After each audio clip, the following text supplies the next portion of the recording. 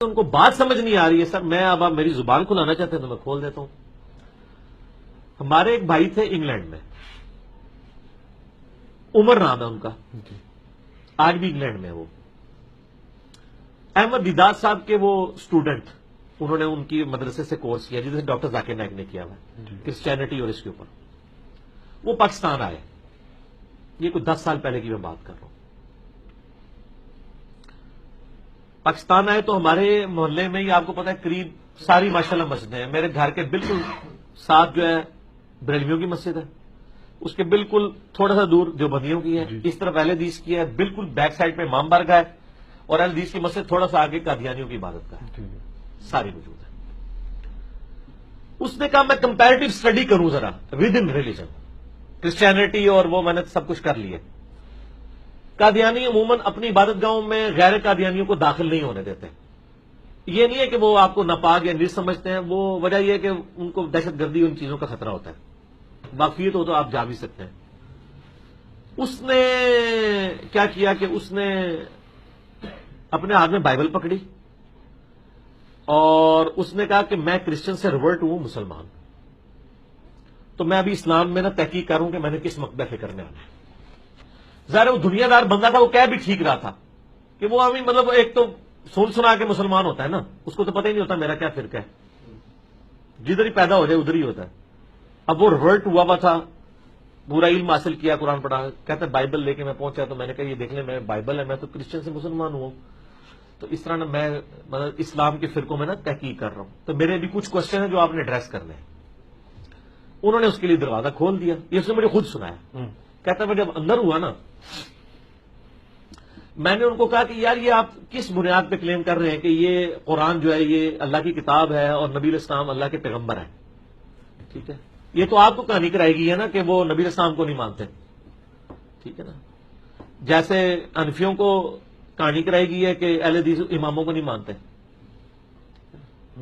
اہل حدیث اماموں کو بھی مانتے ہیں, اماموں کی بھی مانتے ہیں.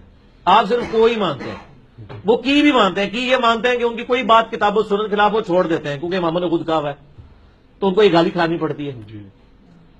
کہتا ہے جی میں نے ان سے جب یہ بات کی تو انہوں نے, کہتا ہے کہ جی ان کا وہ جو مربی بیٹھا تھا نا, اس نے کہا یہ انجیل پکڑاؤ نا مجھے. کہتا ہے اس بندے نے اس انجیل میں سے اسی وقت سارے ریفرنسز نبی علیہ السلام کی شان میں جو تھے نا, پروفیسیز, گاسپل آف جان سے اور اسی طریقے سے ڈیوٹرانومی سے, وہ کھول کے میرے سامنے رکھ دی قادیانی نے. اس نے کہا یہ دیکھو کرسچینٹی. اچھا, پھر اس نے کہا میں کیسے مانوں کہ یہ قرآن اللہ کی کتاب ہے اور یہ چینج نہیں ہوئی ہے. تو اس نے کہا جی ہمارے جو تیسرے خلیفہ تھے حضرت عثمان, ان کے زمانے میں لکھوایا ہوا نسخہ ترکی میں بھی موجود ہے, رشیا میں بھی موجود ہے. اگر آپ ریڈی ہیں تو ہم آپ کو ویزا لگواتے ہیں, آپ کو فزیکلی وہاں جا کے قرآن دکھا دیتے ہیں. انگلینڈ میں بھی ہے. تو اس نے کہا آپ نے دیکھنا ہے تو ہم دکھا دیتے ہیں, اگر کوئی فرق ہے تو ہمیں بتائیں. یہ کوئی تبدیل نہیں ہوا. تو تیسرے خلیفہ بھی انہوں نے کہا. اچھا, پھر کہتا ہے جی میں نے ان سے ڈسکشن شروع کی کہ یہ بتائیں کہ یہ جو مسلمانوں میں فرقے ہیں ان میں سے کون حق پہ ہے. سر آپ تو اتنا سادہ لے رہے ہیں نا معاملے کو. تو اس نے اشارہ کیا, اس نے کہا یہ تو بریلوی ہے اور دیوبندی ہے, یہ تو ہے ہی مشرک ہے. سر ختم نبوت بڑا ایشو ہے یا شرک بڑا ایشو ہے؟ تو ان کو کون سی چیز کانفیڈنس میں رکھے ہوئے ہیں؟ وہ کہتے ہیں مشرک تو نہیں ہے, وہ کسی دربار پہ نہیں جاتے, کسی جھنڈے کو سلام نہیں کرتے, کسی قبر کے آگے نہیں جھکتے. وہ کہتے ہیں یار یہ بریلوی جو بندی تو ہے مشرک, شیعہ بھی بہت شرک کرتے ہیں, اہل حدیث کچھ بہتر ہے, کم از کم شرک نہیں کرتے. تو وہ تو سر کسی کھاتے میں نہیں مان رہے آپ کے فرقوں کو. تو سر جب اتنی بڑی خرابیاں کسی کو نظر آ رہی ہو نا, تو وہ اپنی خرابیاں پھر پیچھے چلی جاتی ہیں ان کی. یہ ایک نیچرل ہو جاتا ہے. ٹھیک ہے, جس طرح ہم جب اہل حدیث کو کہتے ہیں یار آپ اپنی اصلاح کرو اللہ کے بندوں, مطلب وہ کہتے ہیں جی ٹھیک ہے ہمارے اندر یزیدیت ہے تو ہم توحید تو سیکھ ہے نا جی, ہماری اصل چیز تو توحید ہے نا. وہ بھی یہی کہہ رہے ہوتے ہیں. ٹھیک ہے نا, اصل چیز تو توحید ہے نا جی. تو یہ بڑا سینسٹیو ایشو ہے. اب چونکہ پاکستان میں ایک گورنمنٹ لیول کے اوپر یہ ڈسیزن ہو چکا ہے، آئین کا حصہ ہے، اس لیے ایک سینسٹیو ایشو بن چکا ہے.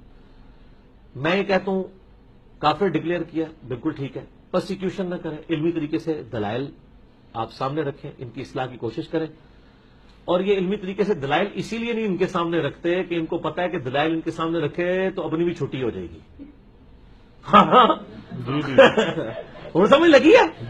اے سوال جہاں تھی میرے کو پوچھا ہے نا سر، ایک کسی مولوی کو پوچھو وہ یہ جواب نہیں دے سکتا، وہ تو آگے ہی چھوڑے گا. اس کو کیا پتا ہے کہ آگے کتنا سینسٹیو ایشو ہے، یہ کتنی بڑی، یہ کیسی دم ہے جس کے ساتھ اتنا بڑا ہاتھی لگا ہوا ہے.